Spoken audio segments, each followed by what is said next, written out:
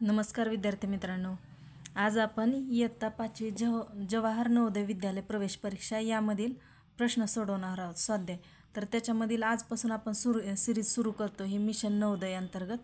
तर हे नवीन एडिशन आहे। नवीन पुस्तकामधीलच मी सुरुवातीला उच्च काठीण्य पातळीचे प्रश्न हे सोडून देणार आहे मी तुम्हाला पेज नंबर 152 वरील।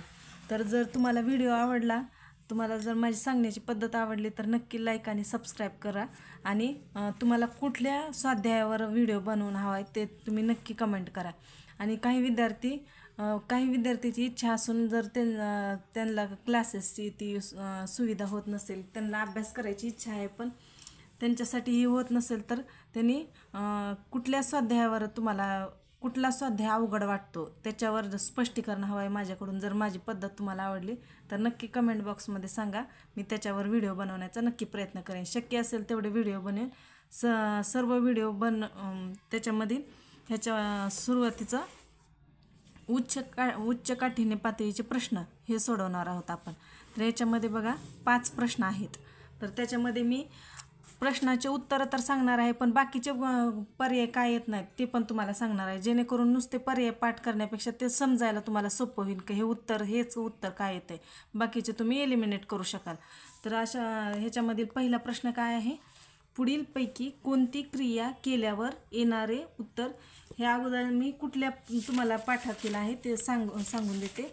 ह्याच्यामध्ये हा पहिला पाठ आहे गणितामधील संख्या आणि संख्या पद्धती याच्यावरील पहिले स्वाध्याय झाल्यानंतर हे उच्च काठीण्य पातळीचे प्रश्न आहेत। तर हे सोडवत आहोत। याच्यामधील पहिला प्रश्न आहे, पुढीलपैकी कोणती क्रिया केल्यावर येणारे उत्तर विषम संख्या असेल।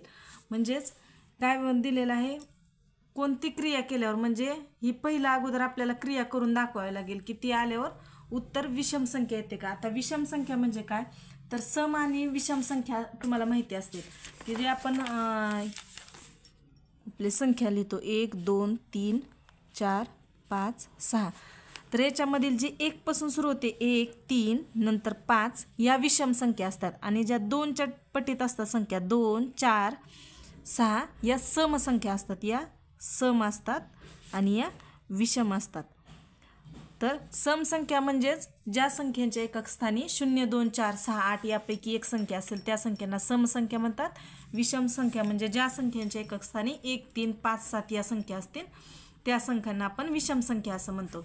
तर याच्यामध्ये आपल्याला कुठली पाहिजे, कोणत्या ह्याच्यातील 4 पर्यायामधील क्रिया केल्यावर विषम संख्या विचारली आपल्याला। मग काय करूयात आपण, पहिला काय आहे, 2 विषम संख्यांचा गुणाकार। तर याच्यामध्ये तुम्हाला मी सर्व पर्याय सोडून दाखवते। तर याच्यामधील पहिलं गणित आहे, त्याच्यामधील ए पर्याय बघा। मग काय दिलं आहे, 2 विषम संख्यांचा गुणाकार। मग 2 विषम संख्यांचा गुणाकार, मग आपण 2 विषम संख्या इथं दिलेल्या नाहीत कोणत्या 2, मग आपण काय करू, आपण घ्यायच्या त्या कोणत्या संख्या आहेत। तर त्याच्यामध्ये आपण 2 विषम संख्या घेऊ। एक्झाम्पल 3 आणि 5 यांचा काय म्हणलं गुणाकार, मग 3 आणि 5 घेऊ। संख्या छोट्या घ्या म्हणजे जेणेकरून तुम्हाला समजायला पण आणि उत्तर पटपट येतील, वेळ जाणार नाही। तर ह्याचं काय येतं बघा, 5 आणि 3 यांचा गुणाकार काय येतो 15। म्हणजे 15 ही कशी संख्या आहे, सम आहे की विषम, विषम आहे, म्हणून आपलं पर्याय क्रमांक 1 येतं। तरी दुसरे तुम्हाला सोडून दाखवते, बी आणि सी आणि डी याच्यामधील दुसरा पर्याय काय आहे बघा, 2 विषम संख्यांची बेरीज। मग आपण या संख्या धरू, 2 विषम संख्या 3 आणि 5, मग 3 अधिक 5 म्हणले, मग 3 अधिक 5 किती आलं 8, म्हणजे 8 ही समसंख्या आहे। त्याच्यानंतर काय दिलेलं आहे, 2 विषम संख्यांची वजाबाकी। मग आपण या संख्या धरू, म्हणजे 5 वजा 3 करू, तर काय आलं 2, म्हणजे ही पण समसंख्या आली। नंतर पर्याय क्रमांक 4 काय आहे, 1 सम व 1 विषम संख्या यांचा गुणाकार। तर आता समजा विषम संख्या आपण 5 घेतली आणि समसंख्या म्हणून जर समजा आपण 2 किंवा 4 घेऊ, तर 4 घेऊ, तर ह्याचा काय करायचं आहे, गुणाकार करायचा आहे। 4 घेतलं तर काय आलं, मग 5 चोक 20। मग या खालच्या 3 आपल्या संख्या सम आलेल्या आहेत आणि फक्त पहिली संख्या विषम आलेली आहे।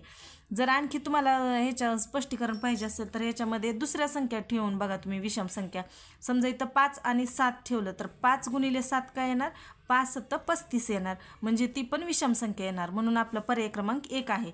असे सगळं तुम्ही काय वाचत बसलेलं नसतो की ह्याच्या असे शाब्दिक हे असतात ते आपण वाचत बसत नाही, तर त्याच्यासाठी काय करायचं, एक संख्या धरायची आपण आणि तसं सोडून बघायचं त्याच्या.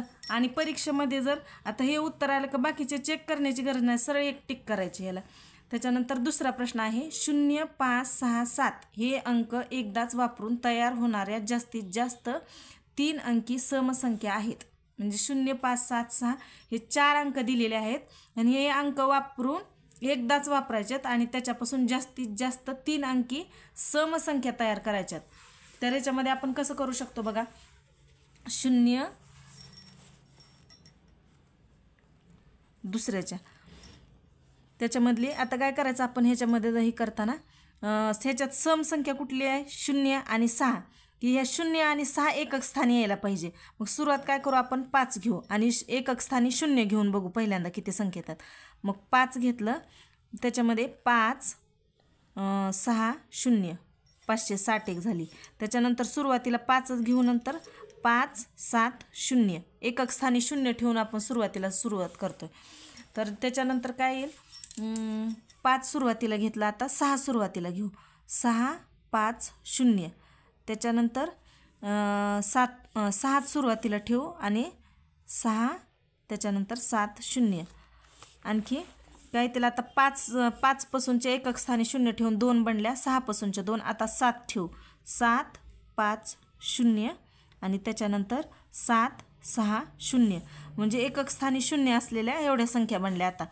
मग आता काय करायचं, दुसरी संख्या आपली ह्याच्यातली कुठली आहे, समसंख्या असणारी 6 आहे. तर 6 एकक स्थानी ठेवून बघू आपण.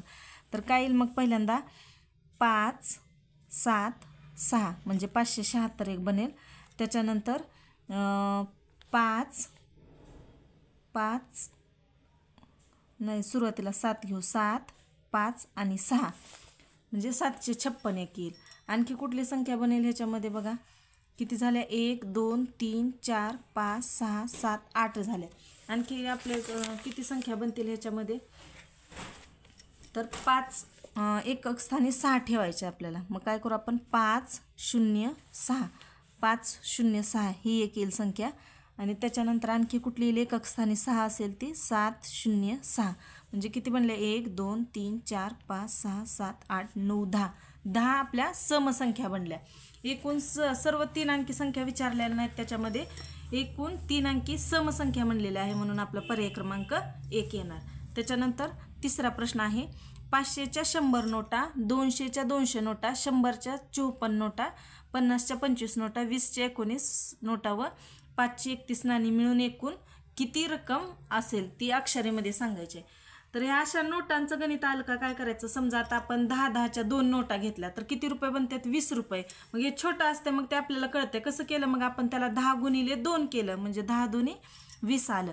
मग आता 500-500च्या 100 नोटा आपण मोजत बसणार का, 1 500, 2 500, 1000, 3 500, 1500, 4 500, 2000. तर अशा 100 नोटा विचारल्या. मग ह्याचं शॉर्ट फॉर्म काय आहे, हे सोडवायचं कसं गणित, तर ह्यांनी सांगितलंय काय, तिसरं गणित बघू आपण.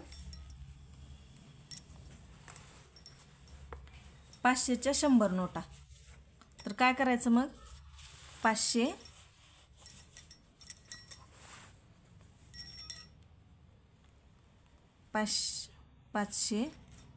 गुणिले 100 करायचं. त्याच्यानंतर दुसरं काय सांगितलं त्यांनी, 200च्या 200 नोटा, 200च्या 200 नोटा. त्याच्यानंतर दुसरं काय सांगितलं त्यांनी, 100च्या 54 नोटा. त्याच्यानंतर पुढचं दिलेलं आहे 50च्या 25 नोटा, 50 गुणिले 25 करायचं. त्याच्यानंतर 20च्या 19 नोटा. त्याच्यानंतर 5ची 31 नाणी दिलेत, मग काय करू आपण, 31 गुणिले 5 करू. तर हे सर्व मिळून किती होतात ते आपल्याला काढायचं आहे. तर यांचा गुणाकार असे जर 0 असतील गुणाकारामध्ये तर एकदम सोपी पद्धत सांगते तुम्हाला. काय करायचं, 1, 2, 3, 4 एकूण दोन्ही संख्येमधील 0 मोजायचे. किती झाले, 4. 1, 2, 3, 4 हे 4 0 झाले. मग या शून्याचं काम संपलं. आता आपण 0 हे केलं तर उरलं काय, मग 5 आणि 1. 5 आणि 1चा गुणाकार किती येतो, 5 1 5. समजलं.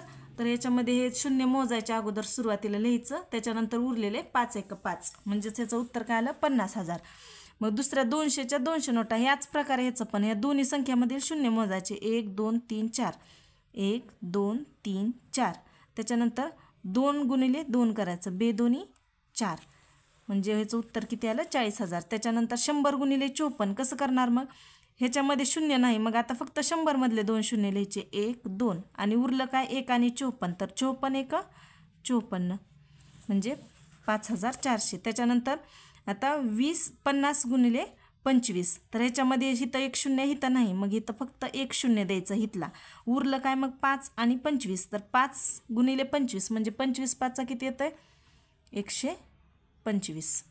त्याच्यानंतर 19 गुणिले 20, मग 20मध्ये 1 शून्य इथं नाही, मग फक्त हा 20चा 1 शून्य घ्यायचा आणि 19 दोन्ही 38 380 आणि 31 गुणिले 5, 5 1 5 आणि 5 त्रिक 15.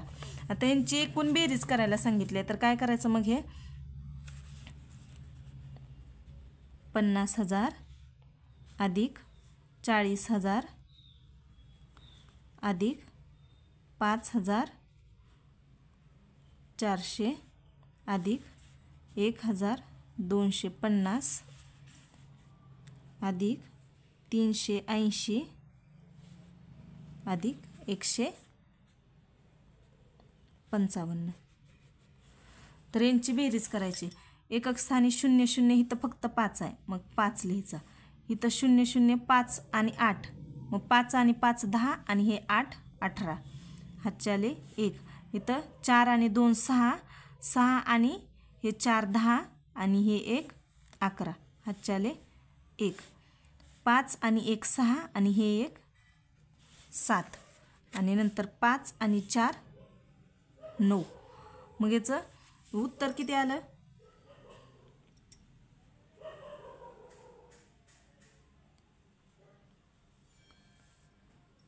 9,97,185. म्हणजे याचं उत्तर किती आलं बघा. 500च्या 100 नोटा, 200च्या 200, 100च्या 54, 50च्या 25, 20च्या 19, 31चे 5, म्हणजे 1 2 3 4 5 6, 1 2 3 4 5 6. तर याचं उत्तर किती आलं आपलं 97,125. मग याचा पर्याय क्रमांक किती आहे 2, 97,125. त्याच्यानंतर आता पुढचं आपण गणित घेऊ.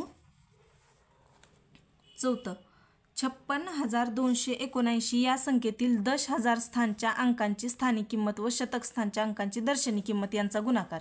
मग याच्या अगोदर तुम्हाला मी स्थानिक किंमत आणि दर्शनी किंमत एक थोडक्यात सांगते. तर याच्यामध्ये मोजायच्या संख्या कशा आहे?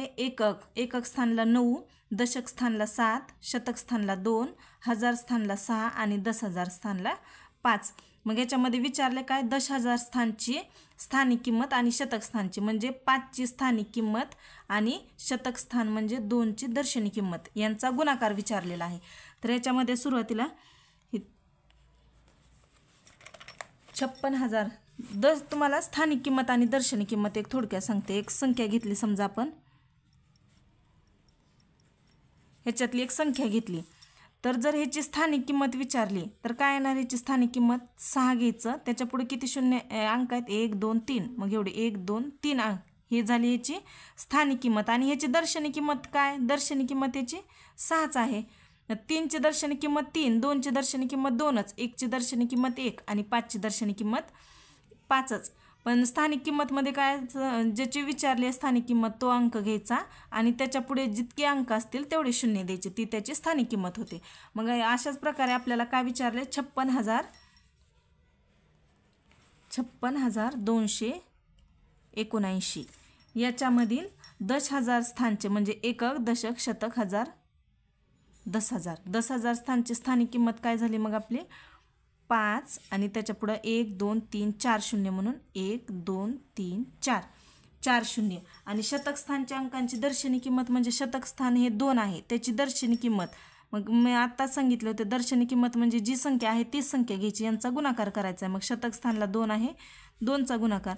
तर आपण गुणाकार करूयात. आता इथं शून्य किती आहेत 1 2 3 4, तर 4 शून्य द्यायचे 1 2 3 4. उरले काय 5 आणि 2, 5 दोन्ही 10 यांचा गुणाकार झाला. मग आपली याची दर्शनी किंमत किती आली? एकक, दशक, शतक, हजार, 10,000, लक्ष.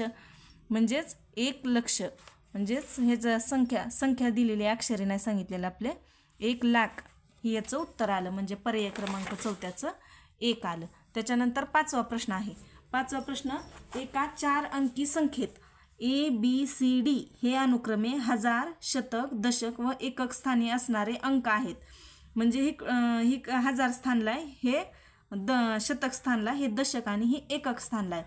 तर त्यांचे स्थानिक किमतींची बेरीज किती?